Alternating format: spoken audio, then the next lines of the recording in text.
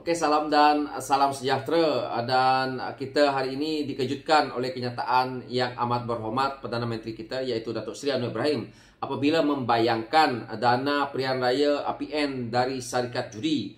Dan apa juga yang kita dengar hari ini, Datuk Seri Anwar Ibrahim juga berkata Kementerian Kewangan juga mendapati pelanggaran dalam pemberian kontrak berjumlah RM600 bilion tanpa tender. Dan beliau juga bercakap ketika sidang media di Pejabat Perdana Menteri hari ini berkata dana pilihan raya untuk Parti Melayu dan Parti Islam datang daripada syarikat perjudian.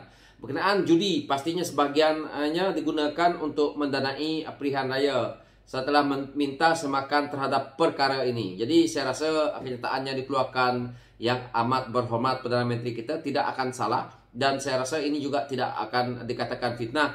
Dan akhirnya kita dapat tahu kenapa sebelum-sebelum ini parti yang konon-kononnya memperjuangkan Melayu, konon-kononnya memperjuangkan Islam, akhirnya kita dapat tahu bahawa dana pilihan raya mereka adalah daripada syarikat judi.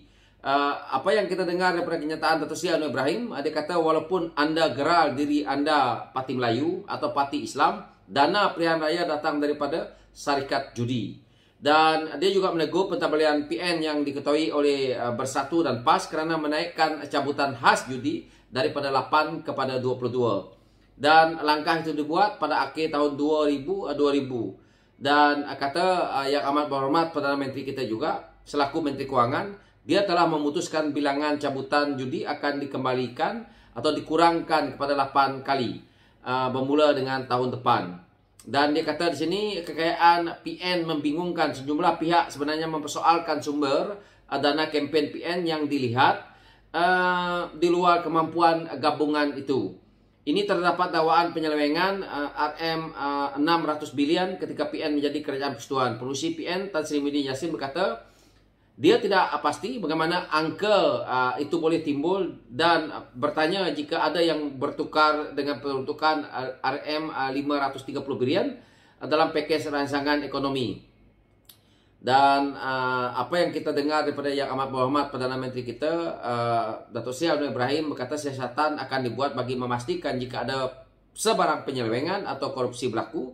Dan projek kerajaan terdahulu kini diperhatikan adalah kontrak rangkaian 5G juga, yang mana tender dibuat tanpa tender. Projek itu bernilai RM20 bilion. Jadi banyak ya permasalahan apabila kerajaan Perikatan Nasional itu menerajui negara. Jadi saya lihat kenyataan-kenyataan daripada pemimpin PAS, terutamanya Presiden PAS dan juga pengurusi Perikatan Nasional itu sendiri, Tan Sri Muhyiddin Yassin, apabila cuba menyangkal banyak perkara. Jadi kita harus ingat kenyataan-kenyataan yang dikeluarkan oleh Datuk Seri Anwar Ibrahim apabila kita lihat kemewahan-kemewahan Parti Perikatan Nasional apabila berkempen dan begitu banyak duitnya, dari mana hasilnya. Tapi apabila Datuk Seri Anwar Ibrahim membongkarkan isu ini, maka kita rakyat boleh tahu bahawa dana mereka kemungkinan besar daripada syarikat judi itu adalah satu yang pada saya kalau pemimpin PAS tak malu ataupun mereka yang menyokong PAS tak malu lagi, tidak memikirkan bahawa parti ini hanya pada saya mereka menggunakan agenda jual agama untuk kepentingan pribadi mereka. Kerana seperti mana yang kita tahu, parti-parti politik ni sebenarnya adalah untuk mengeluarkan idealisme terbaik perjuangan parti mereka untuk dipilih oleh rakyat agar boleh menerajui barisan kepimpinan negara. Tetapi apa yang berlaku dalam kepimpinan politik negara kita hari ini, mereka menggunakan sentimen kaum, dia menggunakan sentimen agama hanya untuk mereka hendak mendapat tempat. Akhirnya mereka menang dan menjadi wakil rakyat, dan akhirnya juga yang kita lihat berlaku dalam kerajaan-kerajaan yang lepas, makan gaji buta.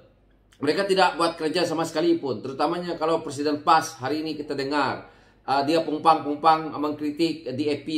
Tetapi beliau sendiri tidak pernah mengusulkan satu cadangan yang boleh menyenangkan rakyat ataupun apa faedahnya parti PAS ini memerintah negara. Apa yang PAS nak bawa agendanya. Hari ini kita dengar apabila kerajaan yang mana telah terbentuk, yang mana gabungan daripada berbagai parti ini dan akhirnya menjadi Unity Party, kita boleh lihat bahawa pemimpin daripada Pakatan Harapan, yaitu yang amat berhormat Perdana Menteri kita, yaitu Datuk Seri Anwar Ibrahim, boleh mengurangkan secara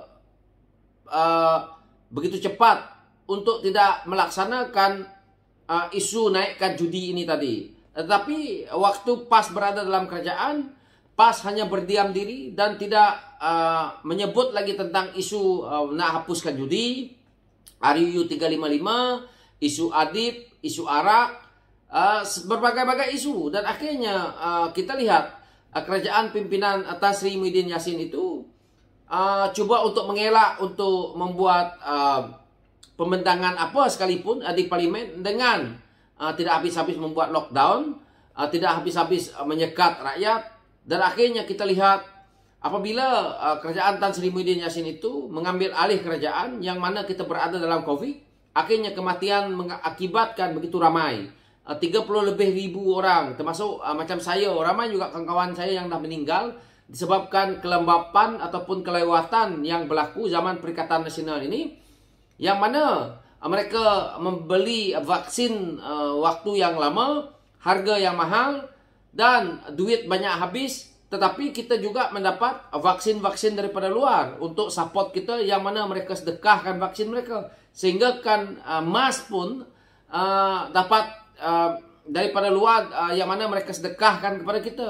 Tetapi daripada segi belanjawan, daripada segi budget, kita lihat terlalu besar. Tetapi impaknya tidak sampai ke bawah. Jadi inilah pembohongan yang mana dua parti, yaitu Bersatu dan PAS ini, yang Bersatu jual isu Melayu, yang PAS jual isu Islam. Saya rasa yang terbaik adalah di waktu akan datang, mana-mana pemimpin parti ataupun komponen parti ini yang apabila bermainkan isu perkauman, isu resis ni, saya rasa kita batalkan saja pendaftaran mereka di ROS agar tidak ada parti yang resis. Karena kita nak membangunkan negara, kita tidak nak sekelompok pemimpin-pemimpin yang menggunakan isu agama membuat parti dan akhirnya mereka jual isu agama tetapi tidak menguntungkan rakyat. Yang PAS buat hari ini, apa faedahnya kepada keseluruhan rakyat Malaysia? Tidak ada. Yang kita dengar apabila Datuk Seri Anwar Ibrahim mengatakan bahawa dana PAS, dana Bersatu ini datang daripada judi. Saya amat sedih kerana PAS selama ini membohongi kita. Bersatu selama ini konon-konon nak perjuangkan rasuah apa semua, tetapi mereka gunakan dana daripada perjudian ini untuk mereka gula-gula ke rakyat. Kita juga pernah lihat berapa banyak juga video yang membabitkan pemimpin PAS agihkan duit kepada rakyat. Duit itu adalah duit judi. Yang mana duit judi itu diagihkan kepada rakyat. Yang mana rakyat fikir bahawa ini adalah duit bersih. Tetapi rupa-rupanya sogokkan, dahlah sogokkan, duit judi lagi, dah bertambah-tambah. Jadi apa relevannya PAS menjual isu agama dalam politik ini? Kalau orang PAS juga bersikap seperti ini, begitu juga Bersatu. Apa guna kamu nak cerita, nak membeteras rasuah? Jika kamu sebagai pimpinan parti daripada awal-awal menjalani kerja-kerja rasuah, mencuri wang-wang negara, mencuri harta-harta negara, menggunakan harta negara macam mak bapak kamu sendiri punya. Jadi ini adalah satu kerugian besar kepada kita. Jadi saya harap kita di luar faham, dan kita juga lepas ini jangan beri ruang kepada parti seperti ini. Kenapa kita nak menyokong hanya kerana sedikit ganjaran, yang mana ganjaran itu juga datang daripada duit judi. Kita kena fikir itu. So itu saja pencerahan saya berkenaan dengan isu ini. Sekian, terima kasih.